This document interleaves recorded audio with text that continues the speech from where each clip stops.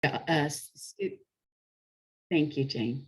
Mhm. Good morning and welcome to Give Students the Job Seeking Edge. I'm Christine Maines, and I have with me one of our CASAS rock stars, Jane Iguez, and we're excited to share with you some ideas that we have today about how we can help students, really have that job seeking edge for when they go out into transitioning from school to work or a learning environment to work. So we are looking forward to being with you today. Just a couple of housekeeping things. If you would please mute yourselves while we're presenting, but certainly when we ask for engagement, we really would appreciate it if you could turn on your videos. That helps us. If you're not comfortable with that, we completely understand, but it would be nice to see somebody's face. And please feel free to turn on your videos. We love seeing you. Thank you so much for doing that. And then as far as questions and answers, it looks like we're a fairly intimate, smaller group today, so we might be asking some questions, and we ask that you unmute yourselves and share those answers with us. That will be great. That will help us today be engaged with each other. I would like to introduce to you Jane Iguez, who is Jane, I'll let you just introduce yourself. Good morning, everybody. My name is Jane Iguez, and I was ESL and ABE ASC teacher, and it's still in my heart.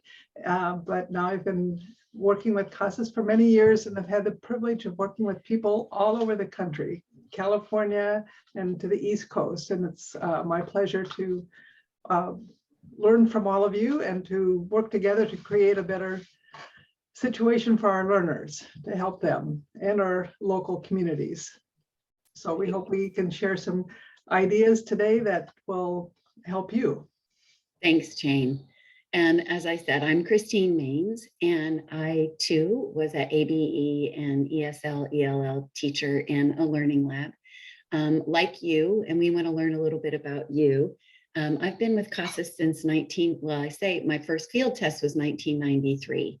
And that was such a wonderful, rich experience to be part of that field test with CASAS. So I'm dating myself a little bit, right, Jane? That makes me feel a lot longer than I want to admit maybe, but one of the things that I am excited to share today is how the benefits that I see in using our WSCS system with our students. So that being said, I've worn many hats, and we want to hear about the hats that you have worn. But first, we want to know how long you've been with CASAS as a user. So I've just launched a poll. If you could just take a minute to answer that poll for us. How long have you been a CASAS user? Is this your first year, or have you been with us longer? It's like a horse race here to see. We'll just give this just a few more minutes. I see several people have answered. It looks like everybody has answered the poll. I'll give it just a few more minutes. Jane, it looks like we've got a veteran crowd here. Well, I think we're a multi-level crowd. Yeah, really. More than 10 years, 5 to 10 years. Gosh, we have a nice distribution. Yeah. Mm-hmm. So, and then we've got 3 folks that this is your first year, so we'll try to be easy on you. I remember my first CASAS Summer Institute. I had, oh my goodness, I had a 10-month-old, and now they're 25, almost 26-year-old. So I remember that first Summer Institute feeling very overwhelmed. Great. All right, I'm going to close that poll. And thank you for answering the poll. It looks like our results are, we have a nice tie between first years and second to fourth years. And we've got 1 out of 5 of you, 20% of you are more than 10 years. So thank you for being here with us. Now, if you would, just to make sure our chat function is working, what is your job title or role at your agency? And I would say this, please post all of the roles. Okay, so for me, I know that I'm not only a coordinator, but I'm also a deliverer of training. So I have lots of different roles. You may be an administrative counselor, great, a transition advisor. Please post in the chat. We've got some assistant principals here. And it looks like we've got intermediate ESLs, teachers, workforce development coordinator, transition specialists, lead instructor for basic skills. Oh my goodness, you teach math and science. Kudos to you for being a STEM teacher. Is there anyone who is proctoring CASAS e-tests? Please let us know if you're a CASAS e-test proctor. That would be really helpful. Great, Kathy, you're a proctor. Anyone else an e-test proctor? Great, Leslie's an e-test proctor, fantastic. And how many of you volunteer hours to work with your students? Support staff, thank you. Kathy, you're going to be a proctor, great. Okay, so A. Wallace, so you, directors asked you to get your CTE credentialing. Oh, wow, career tech, great. We use lots of acronyms, and then you proctor and help with that as well. Looks like we've got a nice crowd here today, Jane. Yes. All right, so now our next question is, if you could post in the chat, are you a computer tester, meaning e-tests? Are you a paper, or do you do both? So you can post computer, paper, or both. I see lots of both. All right, and e-tests, both, paper. All right, so you do use e-tests Agrun every once in a while. Yeah, so sometimes we do have to adapt, right? And provide paper. It looks like the majority are e-tests. Yeah, looks like it. Good. All right. Well, we are glad that you've joined us. Thank you for letting us know about you. That helps us know who's in the room. So today we're going to talk a little bit about giving students a job-seeking edge and employer relationships and the benefits of building those. And we'll talk about what we mean when we say that job-seeking edge, and how employer relationships are part of that, how developing a common language and a tool for doing that, as well as thinking about the skills, how we define those skills and matching those skills to the needs of our employers and our community. We'll also share with you some of the tools, and one of the tools that's available to you right now, it's complimentary, about the WSCS and the WSCS and what it measures, and just a brief overview of the process. And then we'll also do some wrap up. And the end of the training today, it's not for certification. We just, at the training completion, what we'll be doing is having a little application time. So to be thinking through, okay, what's our next steps? So we're looking forward to that. So what do we mean when we say giving our students that job-seeking edge? Well, I'd like to start with an analogy first. So soft skills are like potatoes. Now stay with me here. I mentioned earlier, I'm a Midwesterner, so everything I do has something to do with the farm usually. So let's say that Jane is inviting me to dinner, and I said, she says, well, what do you like to eat? And I say, well, I like potatoes.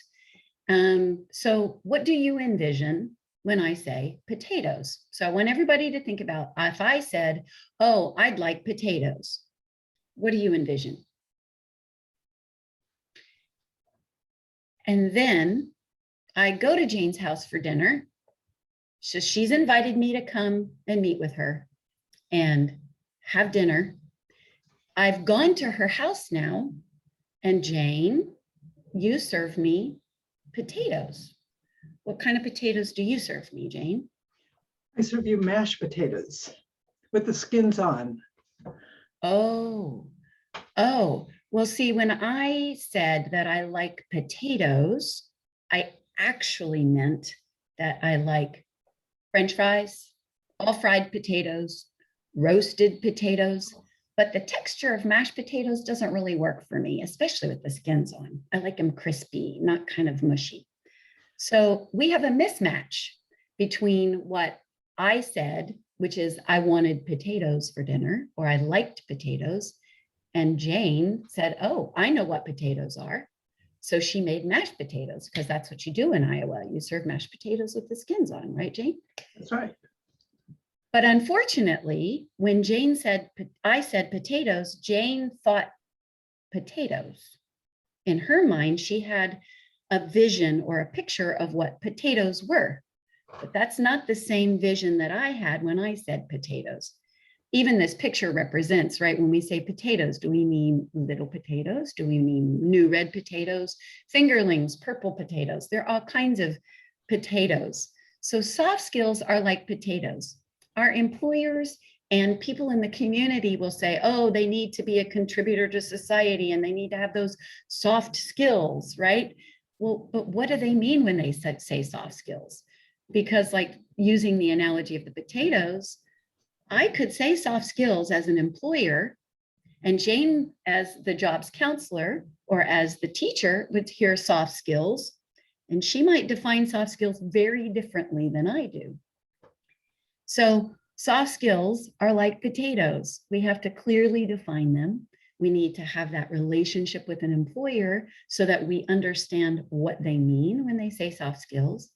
And we also have to understand the common language that we're using. So when I say integrity as a bank, as someone who's hiring folks at a bank, or as the foreman at a furniture factory, when I say soft skills, I might mean they have to have integrity, but the bank folks may be thinking more customer service, right? So we have to clearly define what soft skills mean. So thanks for staying with us on that. So soft skills are like potatoes, right? We might say potatoes, but what do we really mean? So let's think about those employer relationships. And so let's post, we're a small enough group, I think, Jane, don't you think we could unmute, a few folks could unmute? Definitely. So when employers, when we are developing those relationships with our employers to give our students a job seeking edge, what do employers say they want? Please unmute yourself or post in the chat, whatever you're comfortable doing. What do they say they want? When employers say, we want a job seeker or a candidate or a learner, a student who can do this. What do they say, or has this? What do they want? What do employers really want? Please post that in the chat or unmute yourself.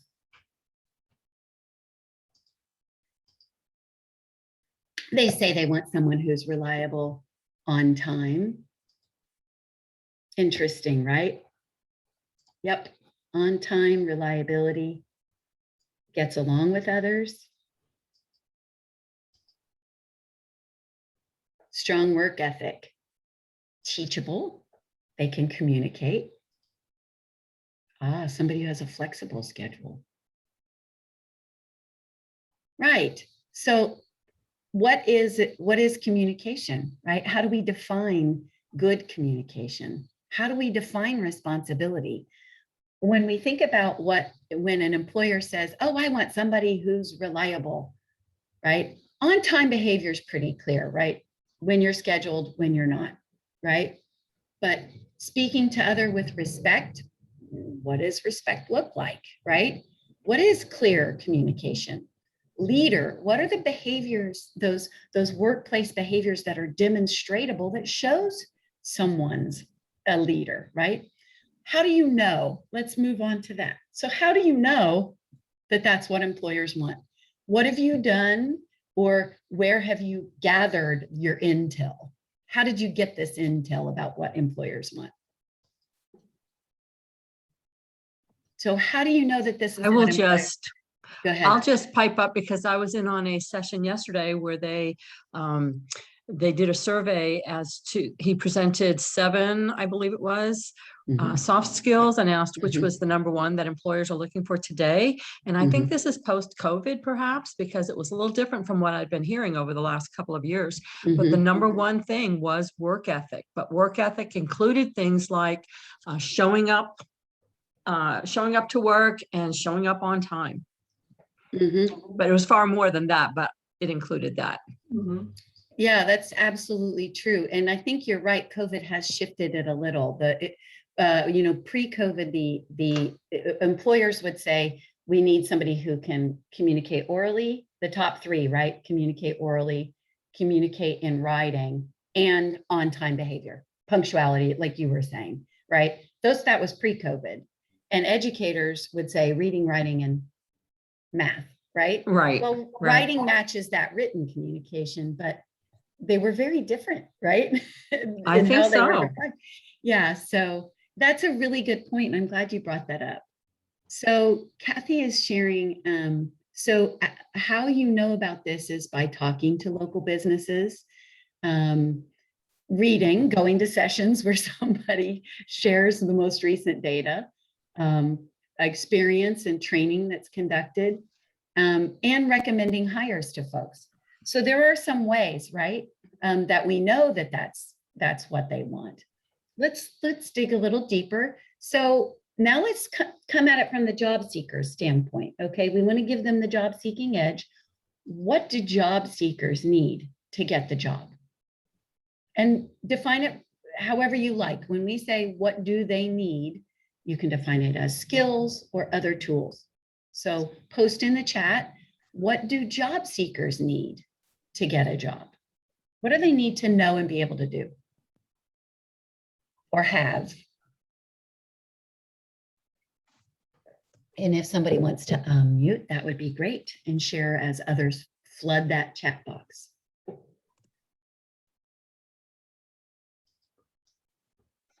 think the ability to interview well, know how to respond to specific questions and have an answer for them is super important. A lot of people haven't thought this deeply about themselves in a long time.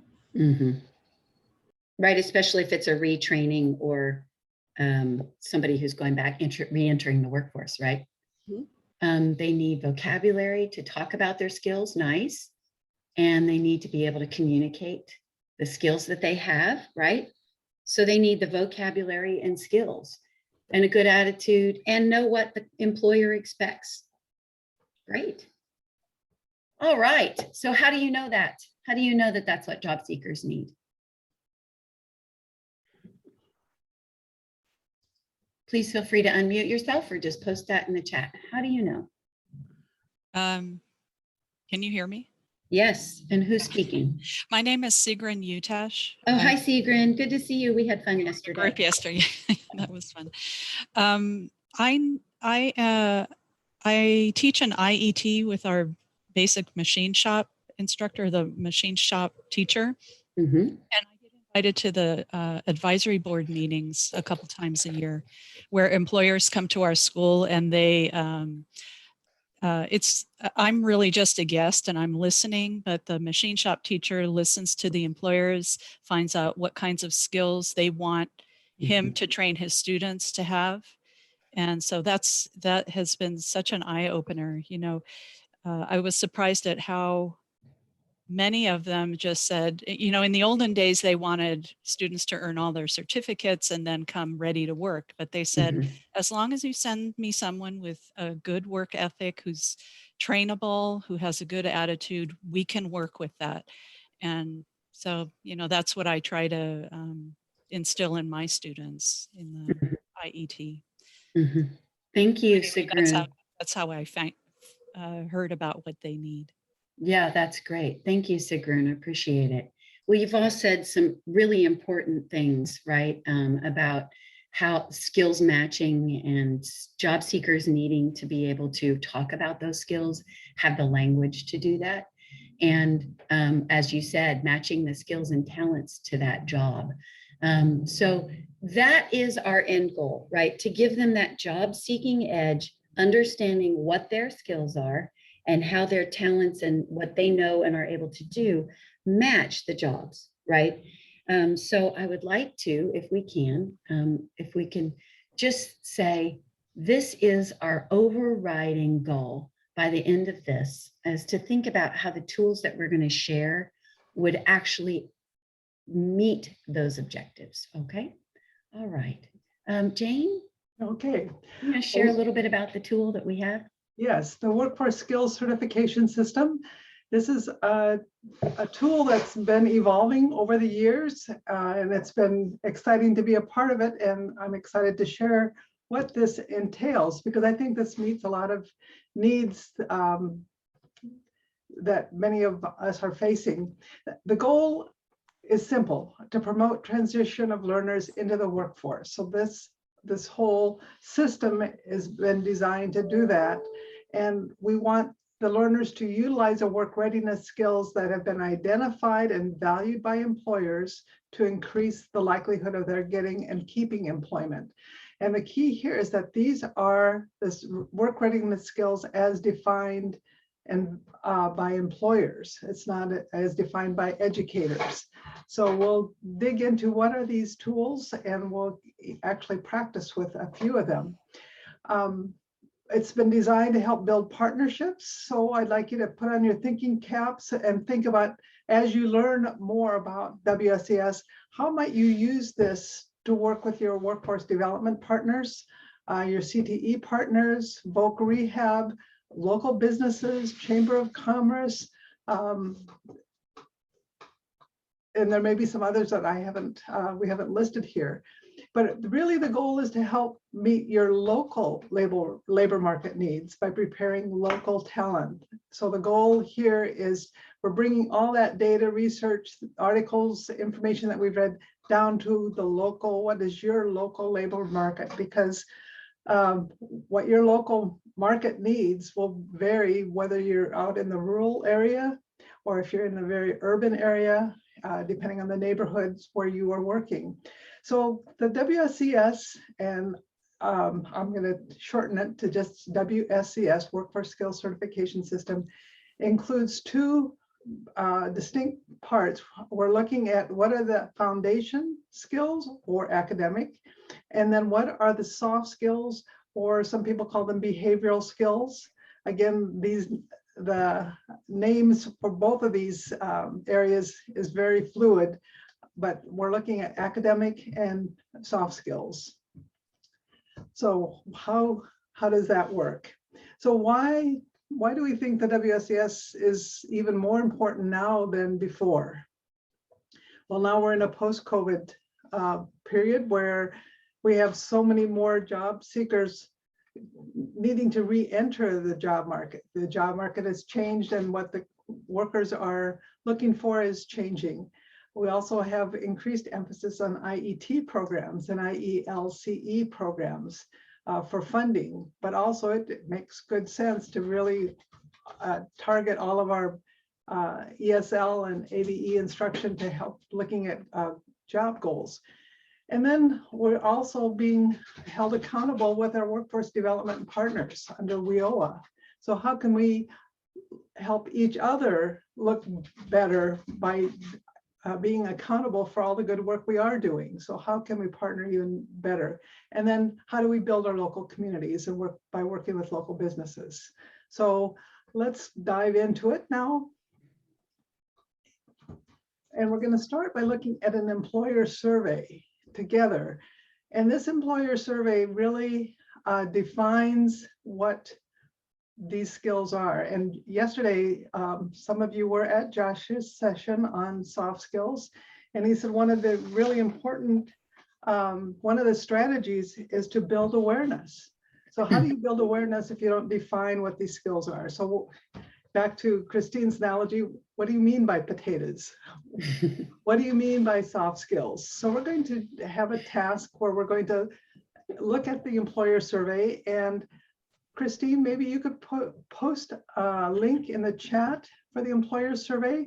It's a 5-page document. It's also on the Whova app in our session. So it's one of the downloadable documents in the Whova app. So if you can find that, you can find the employer survey. And in the survey, there's a cover page that's you can customize for your local employers. But then on page 2, there's a list of 14 personal qualities. So we're going to actually define, and I would like you to read those 14 personal qualities and choose the top 2.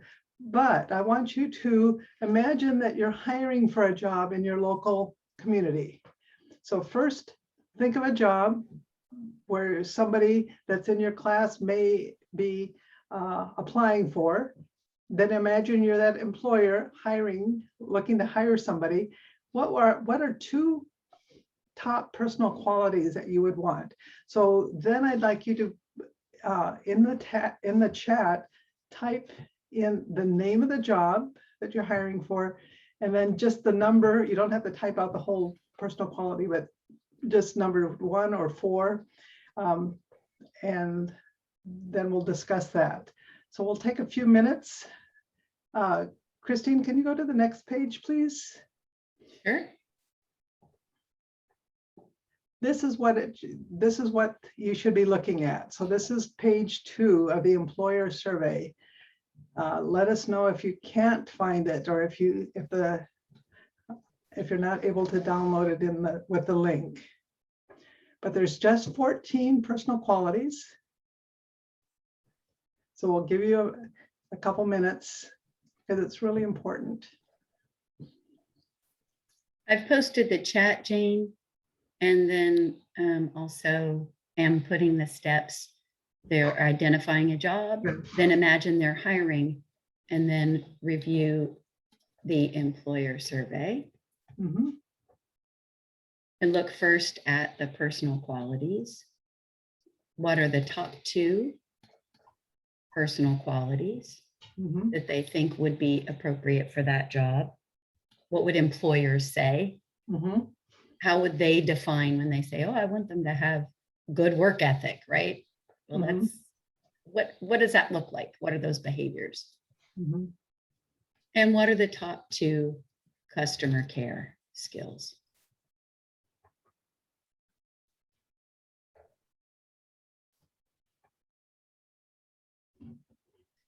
Unmute if you're having trouble getting to the survey. If you're not, if you need help looking at the survey, just let us know. We'll have planning time as we look at this survey. Who are we going to share this survey with? Again, this is a tool that's available to you now. So we will have some application time in a little bit. We'll go into breakout rooms. So if you've been with us in a different session and seen some of this, we're going to be doing something different. Is anybody having trouble seeing the survey or downloading the survey? And if you are, post in the chat, let me know. Okay, bye, Sigrun. We'll see you. Sigrun has to step away.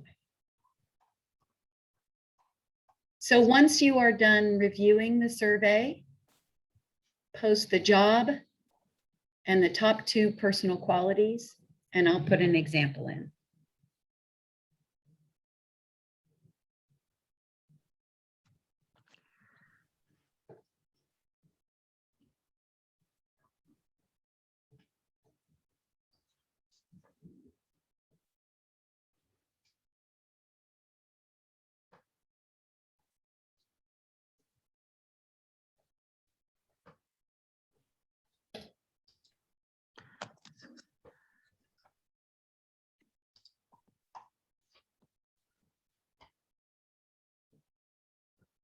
Okay, would somebody like to unmute themselves and share a job and 2 personal qualities that think would be important if you were hiring?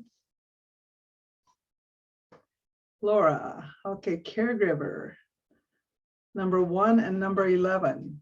Number 1, recognize the situation of right and wrong and acts accordingly. And number 11, when things get slow, find something to do rather than wait to be told what to do.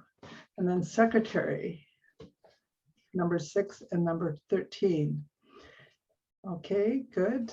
Anybody else that wants to unmute and share?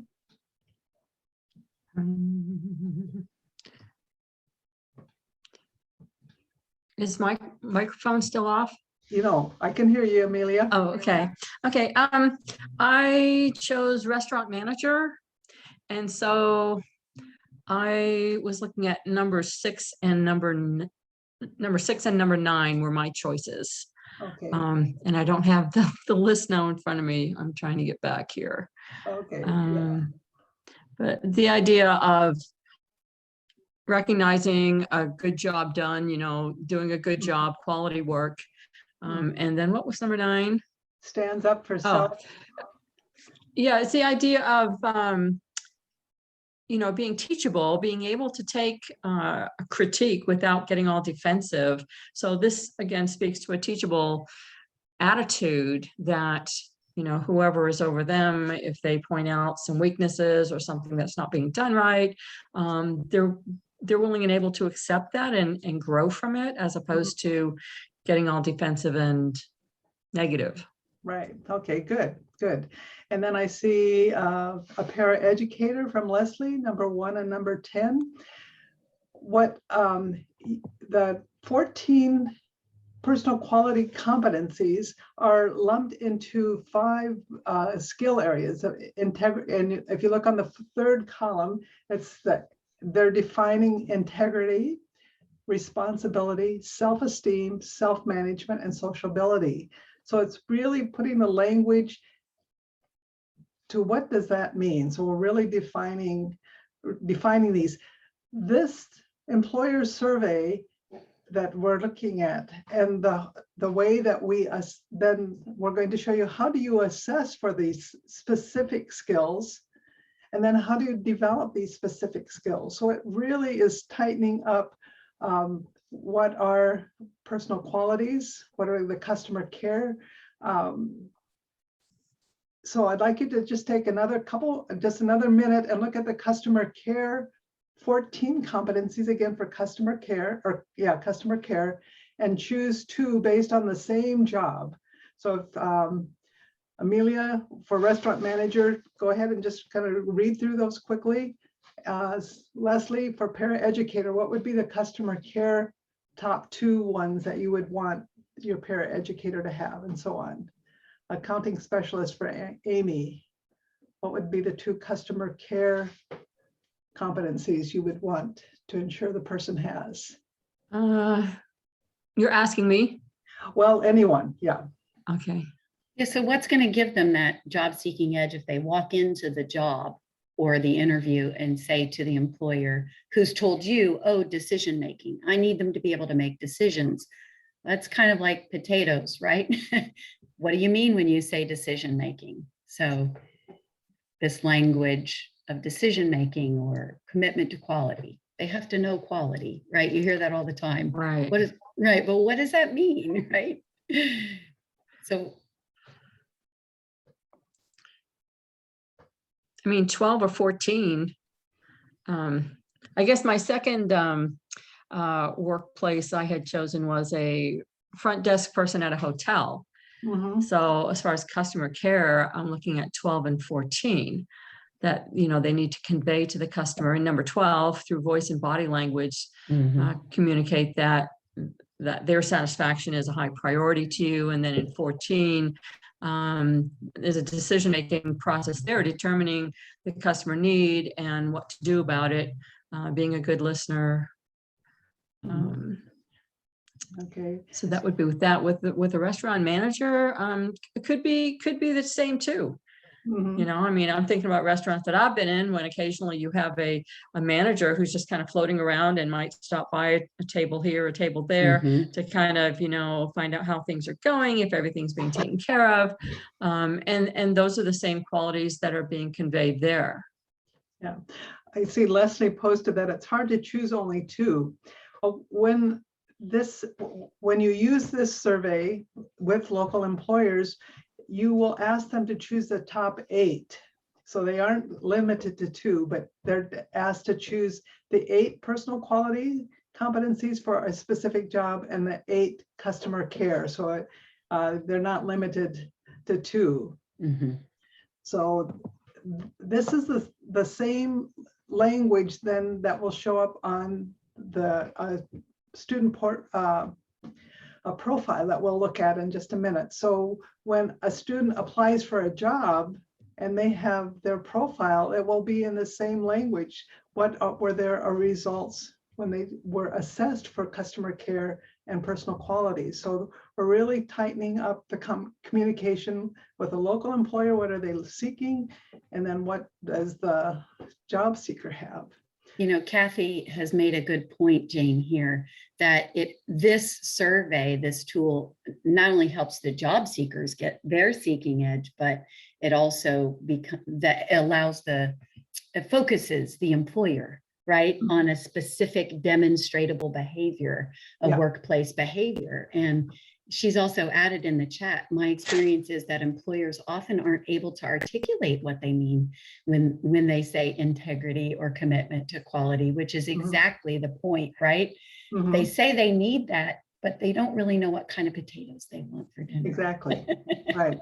So this survey comes from a partner that we've been working with called AccuVision or AlignMark, and they are national or international experts in assessing for this. They work strictly in business and industry, and they were asked to adapt their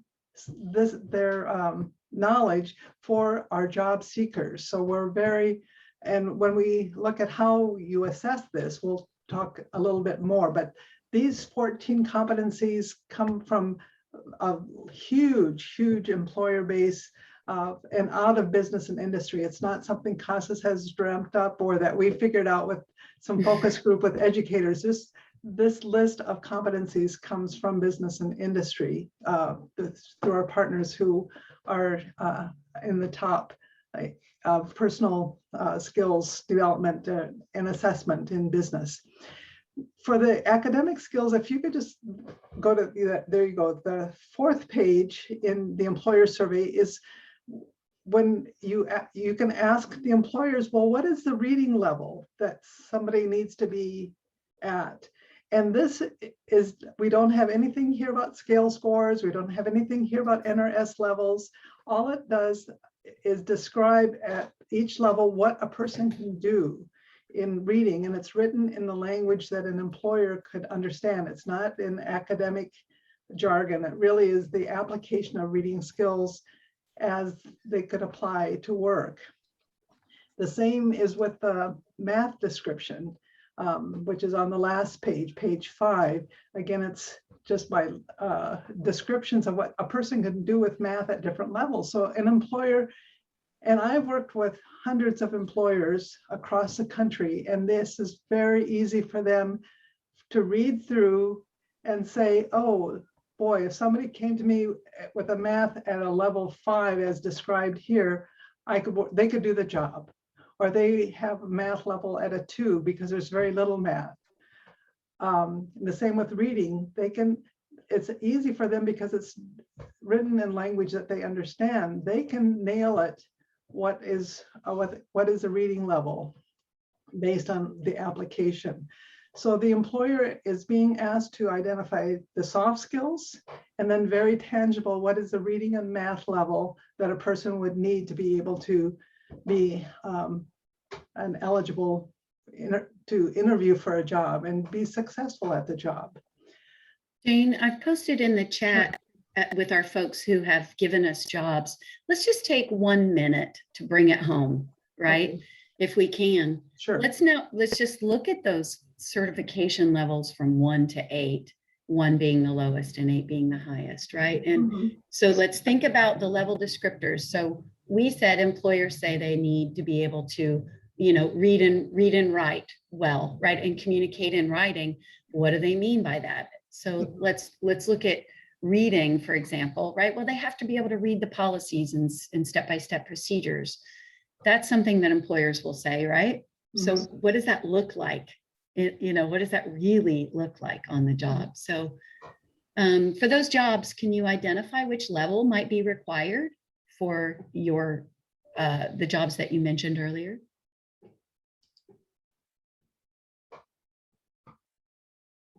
And then we can look at the workforce skills profile and see how it all comes together. So what level descriptors? I know I posted one about, what was my example? Package fulfillment handler, right? Being able to read and interpret simple material, reading and interpreting directions, schedules, signs, maps, menus. Level 4 or a level 5, the common vocabulary may be what the employer expects. So they don't have to read level 8, right? Mhm. Level 4 or 5 might be perfectly acceptable. There might be some of level 6, Mhm. but mostly level 4 or 5 would be fine for the package handler. Yeah, often employers will say they need to be a high school grad because they don't know any other way to define Right. that they have the basic skills. And they're Mhm. hoping that if they're a high school grad, they'll have the basic skills. Mhm. So, I don't see anybody posting the level, and I gave my example. Should we move on, Jane? sure. Mhm. Okay, great. So, What we'd like to do is ask you to use a Jamboard. And this is, I've posted it, the link in the chat. I'd like you to go to the Jamboard, and for some reason, oh, there it is. there it is. I'd like you to go to the Jamboard and just pretend like we're in a room all together, and we have sheets, 3 sheets posted on the walls, and you're going to take yellow stickies and you're going to go up to that sheet of paper and put your yellow sticky on. What is the benefit for job seekers for this employer survey? And what would be a benefit for the teachers and counselors, and what would be the benefit for the employers? So I'm taking the link of the Jamboard and I'm putting it in my Google, a new tab. right? You're going to see what it's like to be one of your students zipping around the internet. So you So should, yes. ahead. So you should all have this open, and on the left bar, there's some icons. And if you could show the yellow sticky one, that's the 4th one down. You're Mhm. going to take that yellow sticky and just type in a benefit for this is the first one is for the job seeker, and then hit save and then cancel, and that will post it. Somebody's already put in, oh, great. So then up at the frame at the top, to go to the different pages, you go up to the top, the little caret, and you just click to the 2nd page and then the 3rd page. So go ahead and there we've Walk got, around the room. yeah, walk around the room. There's even an icon to post a picture, if that Yeah. says it all. So you can also add an image. Okay. So we're asking for the, oh, and I see some folks are now on the benefits to learners and our job seekers. Good. And then of course the benefits to our teachers and counselors. And then I would say here, I'm clicking on the picture. I can just browse my Google images. And I'm going to say targeted instruction. And maybe I'll just do target. And I don't want that kind of target, but I want this kind of target. And I just simply click on the image and insert it. And now I have a target. That represents my idea for being able to target my instruction.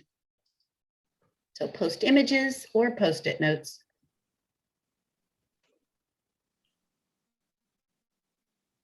Of the benefits. You can just grab and move. Make them bigger. Make them bigger so Jane and I can read them.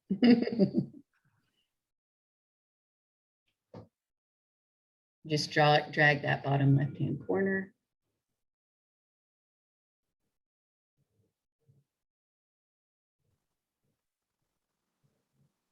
Let's go look at the benefits to job seekers or our learners. How will they benefit?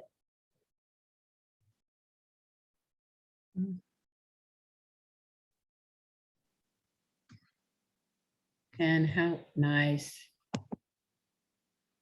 Love the work that's going on in this room. Oh, nice.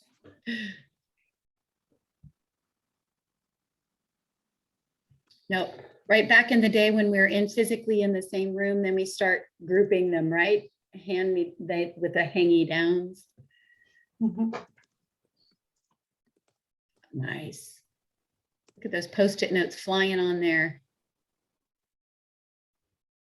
Should we take about 2 more minutes, Jane? Yeah, It's 8:46. yeah.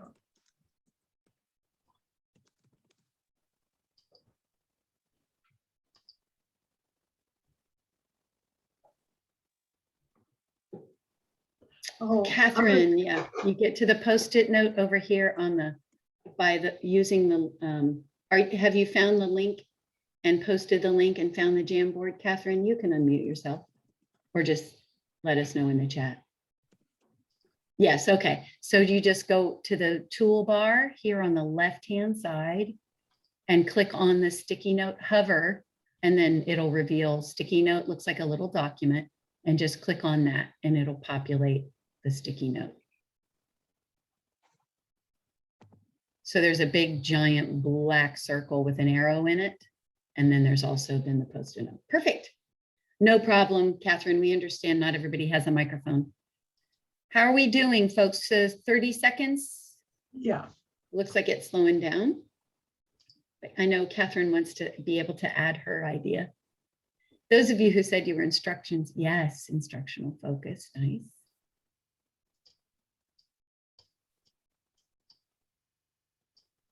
Jane, are you playing? I am. I'm. All right, we'll make this a little bit bigger so you can read it, or Yes. so that I can read. I feel like I'm in my eye test right now. Mm-hmm. Nice. Get this over. Perfect. All right.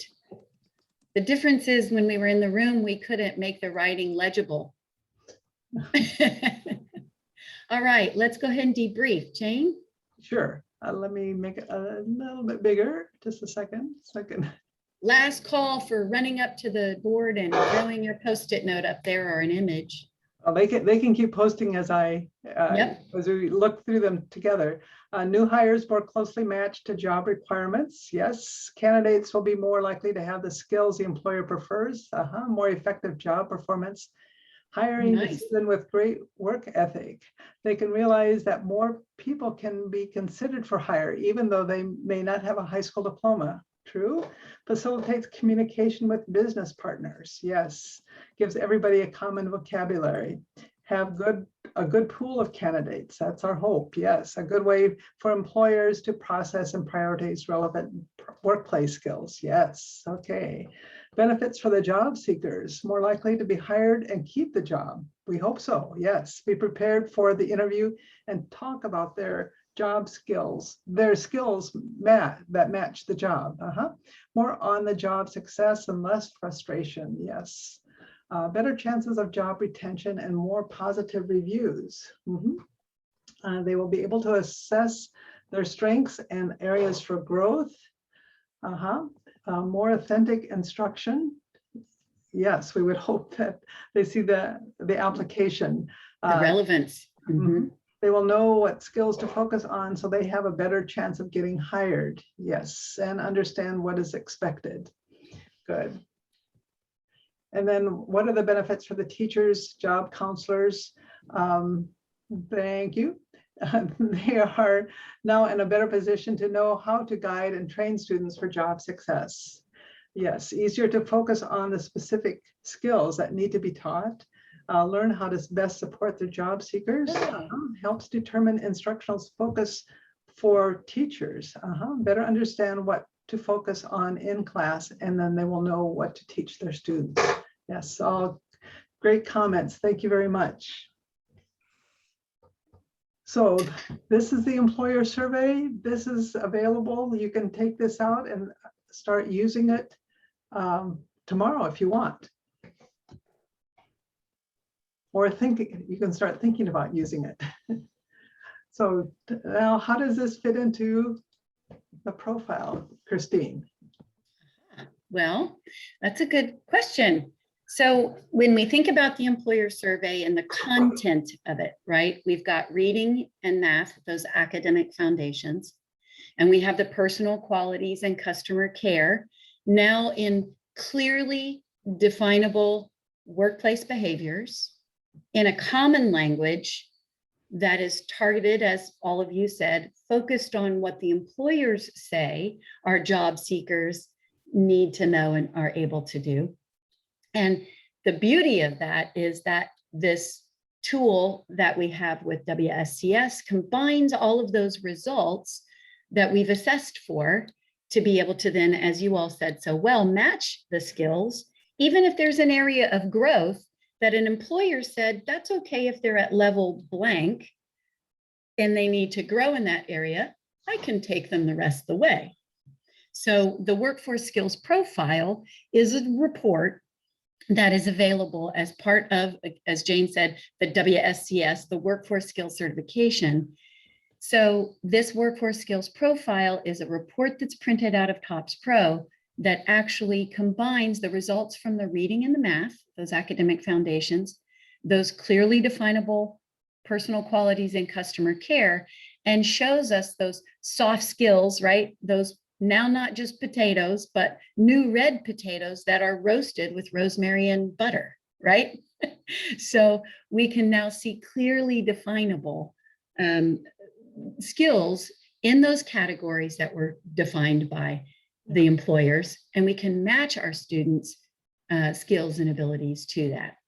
So we're going to just briefly go through just that process of the WSCS. And you may have seen and or heard some of this. This is just a short recap, and then we want to look at the soft skills assessment itself. So how do you assess for soft skills? The WSCS has 3 steps, a profiling and certifying step. Again, that instructional practice, right, of targeting instruction, as you all said so well, and then certifying those improved skills. So once there's instruction, checking for progress and seeing where they've grown. And the way that you do that is through the e-tests, CASAS reading and math that's already being done. And if you are working with ELL and ESL students, the reading might be life and work. And the math, you would administer math goals. Those are 60 to 75 minutes. Then how do you assess for those soft skills? Well, again, our partner, LRI Learning Resources or AlignMark, has a program that's a AccuVision for the Workforce Readiness System. That's where we measure those soft skills via online, and those customer service and personal qualities that were clearly defined that we looked at earlier, and the TOPS Pro then creating that workforce skills profile that we just saw, the green report, if you will. That green report then comes out of TOPS Pro, combines all of those skills that we're assessing for, both the academic foundations and the soft skills, in measurable, tangible behaviors, and creates a level of performance, levels 1 through 8, and then also shows areas of where that student might need to grow. So those personal qualities, just as a review, are those workplace behaviors, those soft skills that are clearly defined in those 5 categories for personal qualities and 3 categories for customer care, and we've looked at those. And then step 2, oops, my mouse just went crazy. So let's look at an example of one of these soft skills assessments and how a learner or job seeker could really have an advantage over other folks walking into that interview because they have demonstrated based on a video scenario what they think would be the best course of action. Give me just a second. I'm going to stop here and go to the web. Oops. and post this video so we can watch it. Here we go. Oh, there's an ad. I'm sorry about that ad.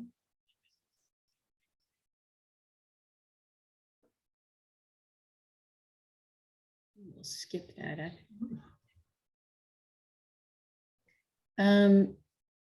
Jane, I want to make sure that when I'm sharing this, you can hear the sound. Okay. So please let me know if you can't, okay? You can hear it. Great.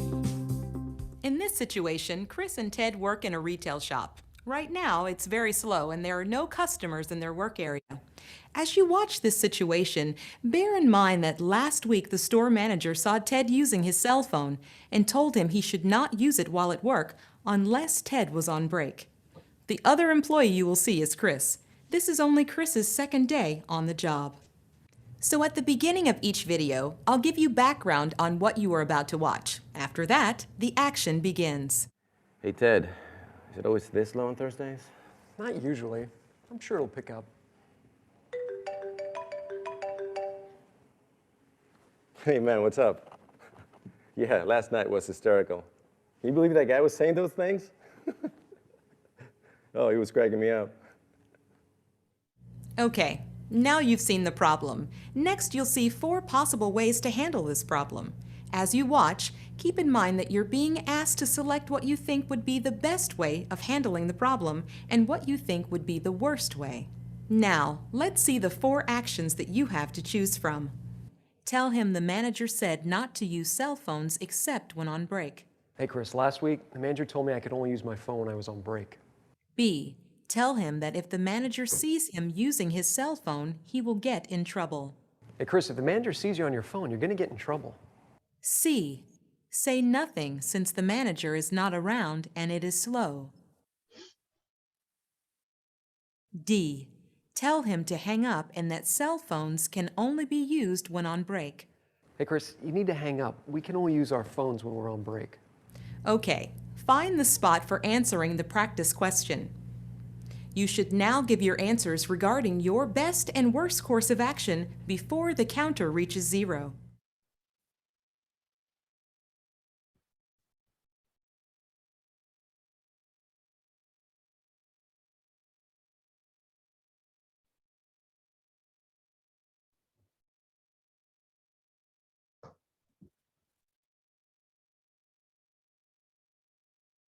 Okay, Christine, you're on mute.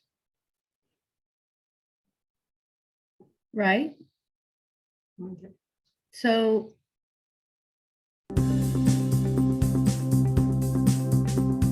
here we are, as we can see, that folks have an opportunity to rate our students. Those job seekers are going to have a chance to actually rate what was the best and the worst course of action.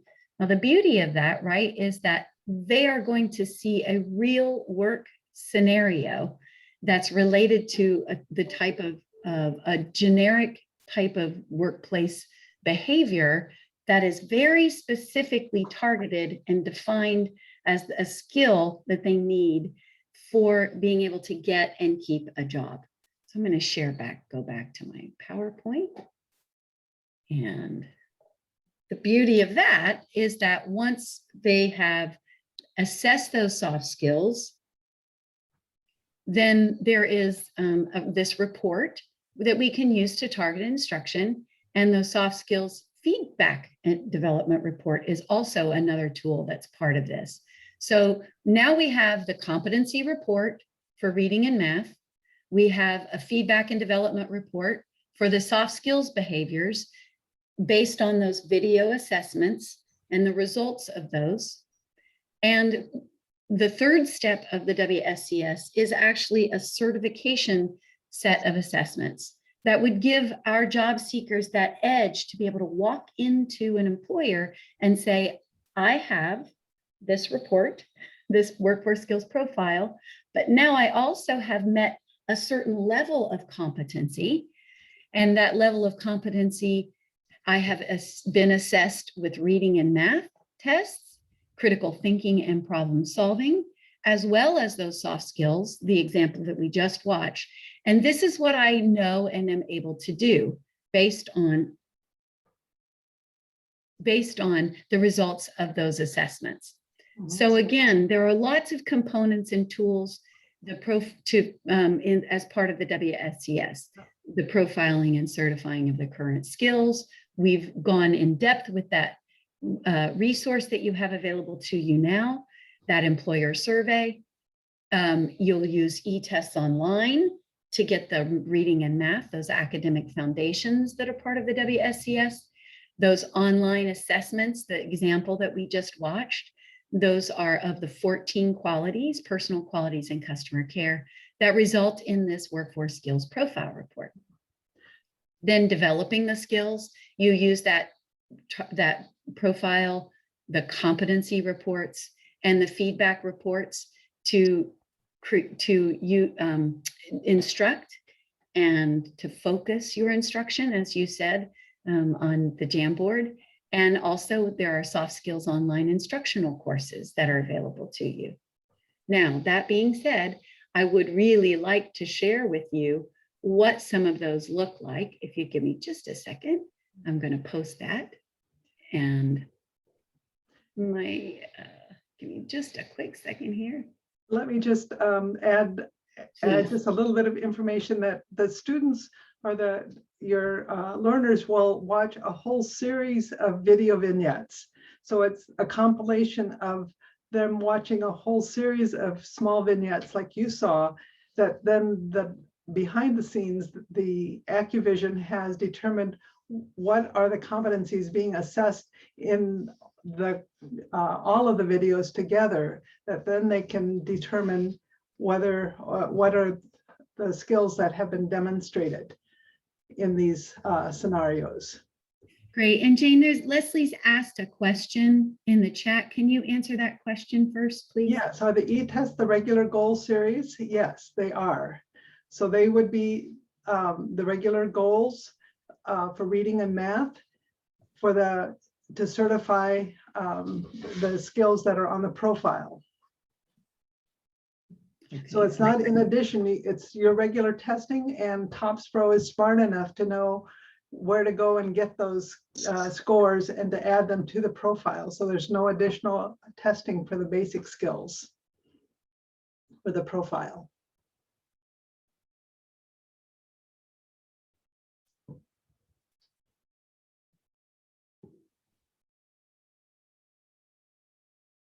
Okay, Jane, my computer is actually looping right now. Oh, I okay. know. So we're going to see if I can get this going here. So this is what the soft skills, and I love this part. So one way to help our job seekers, really our learners to in that step 2 instructional part, is to actually give them an opportunity to go to the online soft skills where they took their assessments. So here's where they've taken an assessment. And now we've got a feedback report that shows the results of what the student has done, clearly definable. Customer relations, when we have our employers say to us, well, hey, they've got to have good customer service skills. What does that look like? Well, we've given them that survey. Employers have looked at the survey and ranked and rated what is important to them as a priority. And now our students or job seekers have the language that they need to be able to say, this is what I am able to do.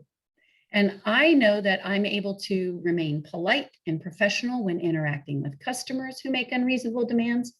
Now we know that that's what employers say what they mean. And that common language now is developed between employer, job seeker, and us as instructors and in our programs to be able to work with our student to say, great, these are all the things that you're doing well, handling competing customer needs in a calm and helpful manner, following through on your commitments. And an area where we need to develop, in this case, is not customer relations for this student. So the student is now having access to not only their assessments and the feedback report, But also, one way to give them that edge would be for them to be able to then say, okay, I need to work on integrity. And my report says integrity. So now I, as the student, one way that gives them the control over their own growth, if you will, right? That self-efficacy is for them to be able to go to the courses that match the skills that they need to improve, that where they need development. And again, we're in step 2, right? Where that instructional piece happens, where I can now, as the student, let's say I'm the student, can work through the integrity courses, look at a scenario, read the scenario, and then determine what action I should take based on that situation. So let's look at this example. And I'd like to say, please think about this. If you have a job seeker or student in your program, how might they benefit from having this type of course available to them that is now targeted instruction based on what employers said they think is a priority?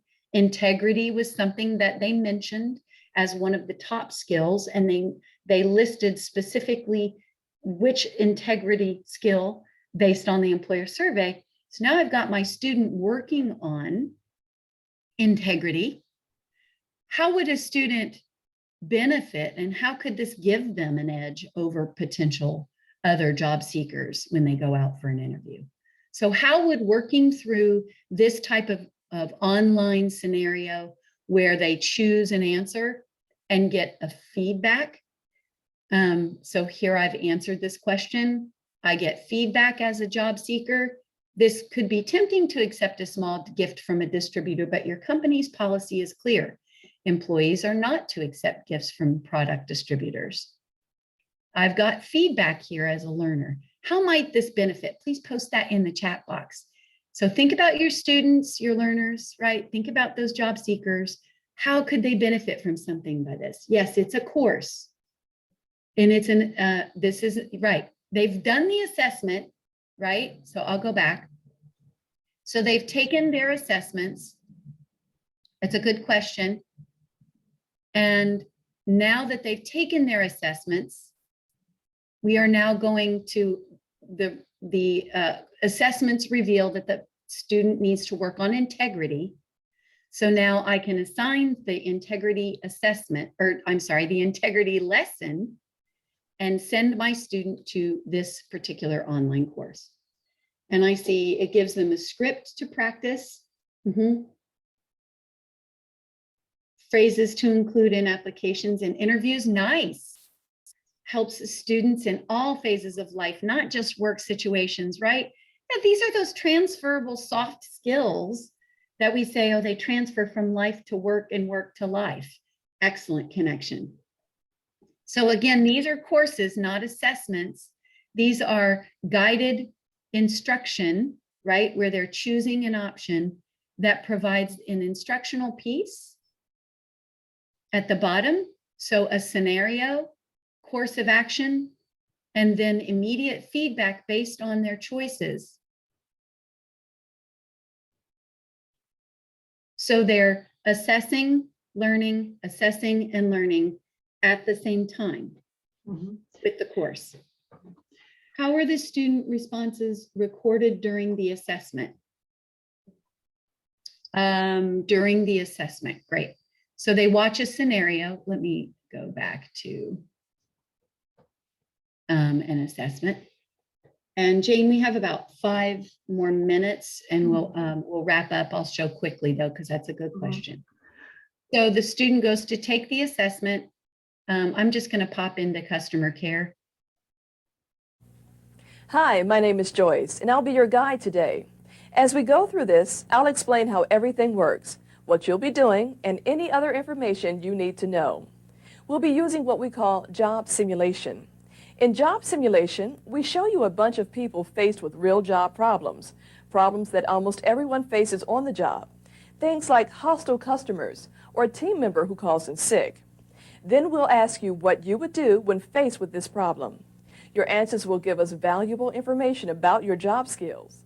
In the following scenes, you'll be shown videos of people at work. They will be talking with their boss, with a coworker, with customers, or with others. In each case, a problem develops. At an important point in each video, the action will stop. At that point, you will be shown 4 things that you might do when faced with that problem, and then asked to choose the action that you think is the best. You'll also be asked to choose which action you think is the worst. The actions you will see are often not the only ways to handle the situation, but you need to choose the best and worst of the actions shown. Instead of just explaining what you'll be doing, I'll show you. Let's go through a practice video together. Remember, this is just practice. I'll explain everything you need to know as we go along.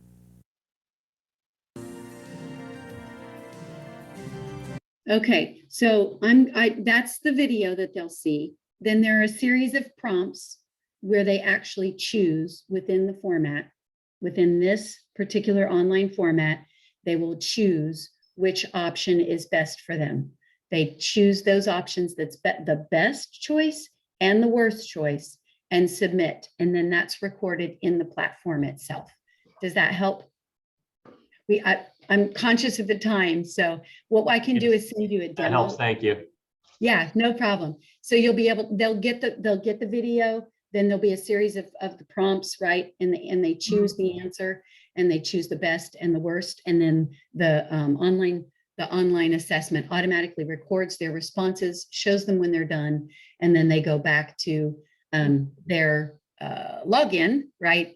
And then they'll be able to see their report. And that's where you as jobs counselor or a teacher or instructor or I would sit down with them and review their results and talk about how their skills match what the employer has said that they want.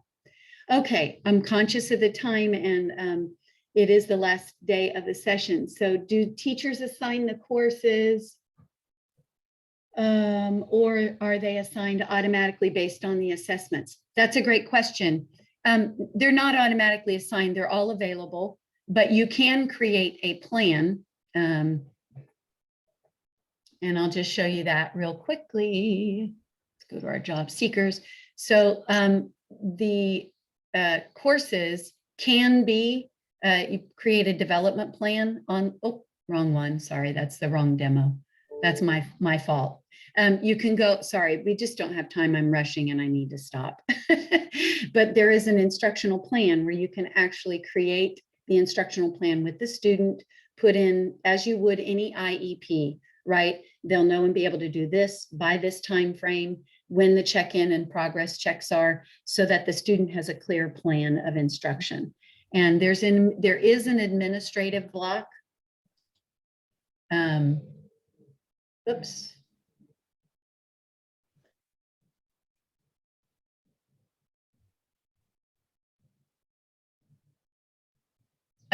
There is an administrative block and I didn't preset that because I didn't think we would have time to show that to you. If you would like to see the demo of this, you can email WSCS@CASAS.org and we can schedule a deeper look at all of the assessments. If I assigned all courses, about how much time would it take a student to move through them? You know, Leslie, that is one of those hard questions to answer, right? How long does it take the student to read the prompt? How long does it take the student to make a decision about which answer is they're going to choose, then to read the feedback? It's somewhere between 15 to 20 minutes. Some students may take up to 30 minutes to complete a course. It really just depends on the student's reading ability. And it also depends on how you deliver it, whether it's self-paced or whether you're working with a small group who needs to work on the skill themselves, where there's dialogue. But as a rule, we say anywhere from 15 to 30 minutes at the most. So hopefully that helps, Leslie. Does that give you a ballpark? It's hard to say, right, how long it takes someone to read a passage and answer questions. Okay, great. All right. That being said, let's go ahead and wrap up. I just thought it would be fun for you all to see that. And let's go ahead and wrap up. So the WSCS, as you can see, you've got that employer survey that's ready and available for you now. If you do want to use more of the tools that are part of the WSCS, it does require test units and additional training. And that additional training includes an implementation training where you get a user guide for everything, as well as a technical training. And the workforce skills packages include all of the resources that you've seen, plus a whole lot more. And that's something that you'll learn about in the implementation training. In that technical training, it's not just how to use TOPS Pro, right? But it's very specific to the WSCS. It's an hour-long training where we show you how to designate the student as a workforce skills certification system student, how to get the passwords and logins for the soft skills assessments and more. So again, just in a quick summary, if we want to give our students a job-seeking edge, we can use that employer survey. And I just want to wrap up what some of the things were that we heard you all say. Develop those relationships with employers. It builds buy-in with the employers as a stakeholder. Create that common language around skills needed. Helps us identify those skills for specific job seekers for a specific industry and a specific job. So it's very targeted, and that skills match is very much clearly defined. And then that workforce skills profile and the certification as part of the WSCS helps build confidence. So when I say builds confidence, I really do mean, as you all have shared, that confidence that employers have that we're going to give them a qualified job seeker. You posted on the Jamboard a lot of the things that would build confidence with our learners, right? They know they're getting the skills they need. They are going to get and keep that job longer because they have the confidence they need to walk in with the skills that match what's required of the job. And you all said that. Understanding what the job seekers know and are able to do in the workplace context, that workforce skills profile and certification helps again, creates that common language, as you all said so beautifully, around those skills that are needed. And then really helps and identifies that job seeker's strengths, right? And by knowing their strengths, by being able to talk about those strengths, and then being able to know we've prepared them specifically for what the employer said they needed, they're absolutely going to have an edge over any other job seeker walking in the door. Now, when we're engaging employers, right, there are some challenges, right? And who can help with that? What are some first steps? We'd like to give you just a few minutes to go into a breakout room, or we can do it here. Jane, what are you thinking? I think that let's just do it here. Okay, great. So what are some of the challenges in engaging employers? Because this is the application part, right? So you take, let's say right now, you're going to download that employer survey and you're going to start sharing it right now. Well, maybe not right this minute, right? But within the next week or two, start engaging employers. What might be some of the challenges? Why don't you go ahead and unmute and you can share, or you can type something into the chat.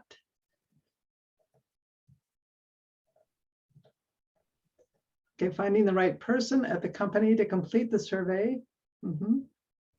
I've posted the question in the chat. Employers have busy schedules. Yeah, for sure. It's to reassure them that this will only take a few minutes. It's not hours. It's not a long process meeting that they don't like. Changes in their organizations. Yes, keeping up with who's on first and Reorganization based on COVID, downsizing, hiring people back. Changes could mean a lot of things. You're right, Kathy. Finding somebody who's friendly, Amy G, right? Sometimes they're not always receptive. What do you mean when you say, Monique, when you say pay? What are some of the challenges pay? Can you unmute or can you explain? A time to contact all the employers from Amy. Just start with one. You don't have to contact them all. Over time, you could build up information from many employers. So as over time, you would be building your database. Having that credibility, Marianne. Mhm. Okay, Monique says trying to get the pay that you want.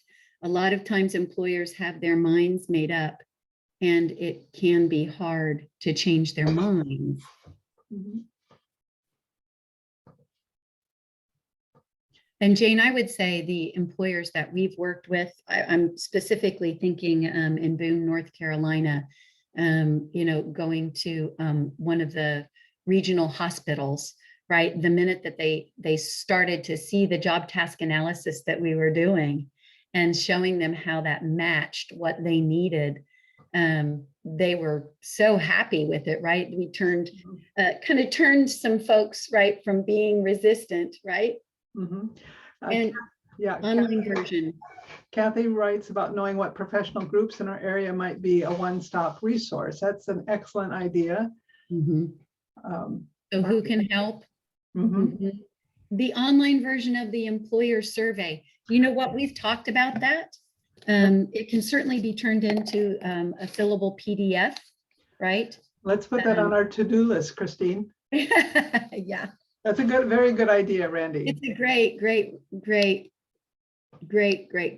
comment.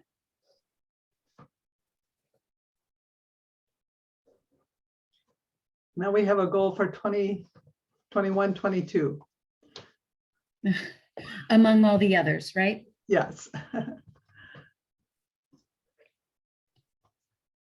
I would say this, though, you could certainly turn it into a Survey Monkey, or you could put it in, you would be able to do that if you would like to. Certainly, there's nothing stopping you from Mhm. creating an online version, if Mhm. that is more Mhm. useful. Yes, and Sigrun says, I agree with everyone who's saying that getting someone to take the time to do it would be the challenge. Also, the employer to see the benefit of doing it. I would say, though, when they do it, it's absolute buy-in the second they get done with it. Oh, now I see, right? I would say the buy-in would come when they start getting job seekers that have the skills defined in their profile that are Mhm. attached. That Mhm. once they start seeing that you can deliver job applicants that have the skills, and then you will be building trust over time. Right. So what is one of the first things that you would do?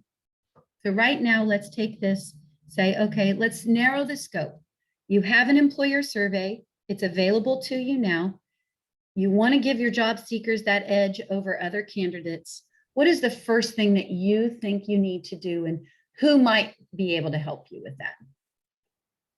So step one, let's just think about planning for just a minute, because we don't have a lot of time to think about planning sometimes, right? We just are reacting. And I'm talking to myself here. What are some of the steps? What would be the first thing you might do other than download the employer survey? Mhm. Randy's asking if the results are input into CASAS. No, we're not collecting the data. This is local data for you to collect. And But also a good idea, Randy, that if we do the online version, that we would capture that data to be able to see across nationally what employers are saying based on specific industries. That's a good idea. Okay, so here's what we've said. Our first steps might be give the employer some examples of how it would be used, give them some tangible examples, nice, of how it would pay off for the employer when you're presenting it. So Sigrun, right, it's a sales job, right? Brian says identify local employment opportunities. Marianne says contact work development board, nice, and local companies. Which ones, Marianne? What's the first company you would go to? And then Amy, think of those measurable. Look for a friend, like a local Rotary. Oh, I like that. Contact somebody you already know, right? That you have that trust relationship with already. mhm. Share the survey with WorkNet. They already have relationships with local employers, and the information could benefit them. Choose one local employer, the school district maybe, or build one relationship at a time. That's doable, right? Pick one person or one employer and start there. Great job, everybody. All right, so let's just take a minute to breathe. What is one last dominant word that jumps out at you when you think of giving your students the job seeking edge? What's the word on this display that jumps out at you? From everything that we've talked about, confidence, nice. One word, qualities.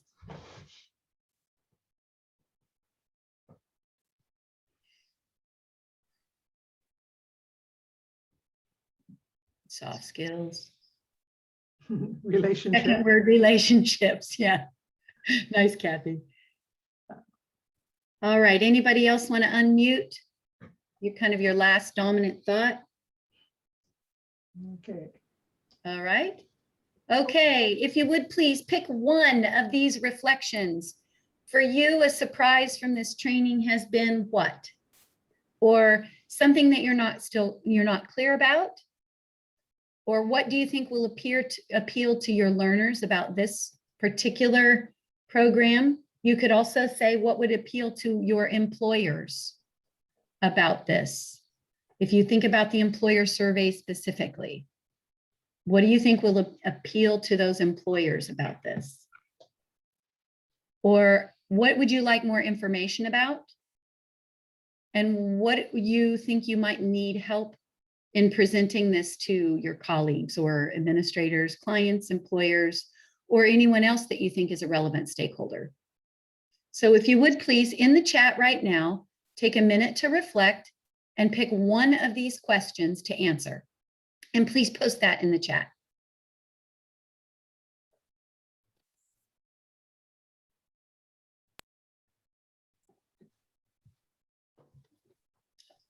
Thanks, Leslie.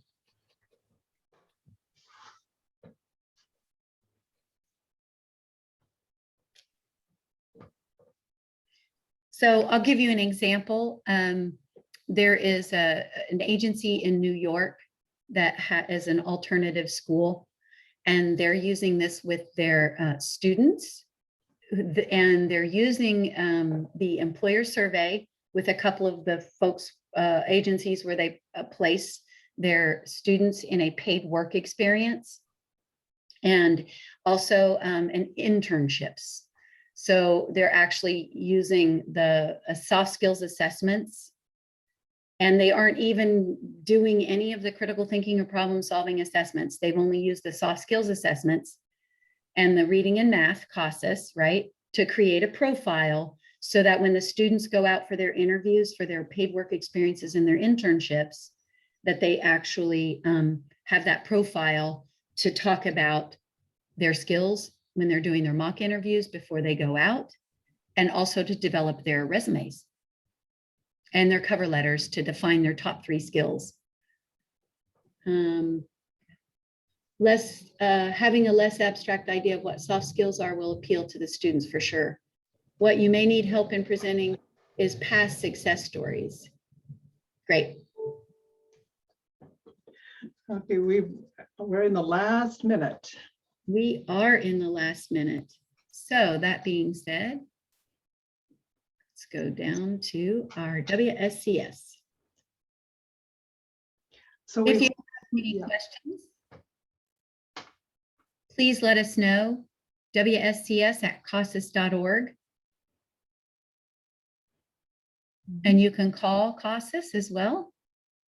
And Jane, you, I know, are going to post, if you haven't already, the PDF of this It should be posted now, and we'll be posting the video later. And Sigrun's last thought, the term soft skills is often a vague concept to learners. This would give students examples of what they need to work on. Making the connection between what the employer is looking for and what the student is lacking is helpful. That perfectly sums it up, Sigrun. Thank you. Thank you, everybody. All right, we are officially done. Thank you so much. Enjoy your next session. Please complete the session feedback.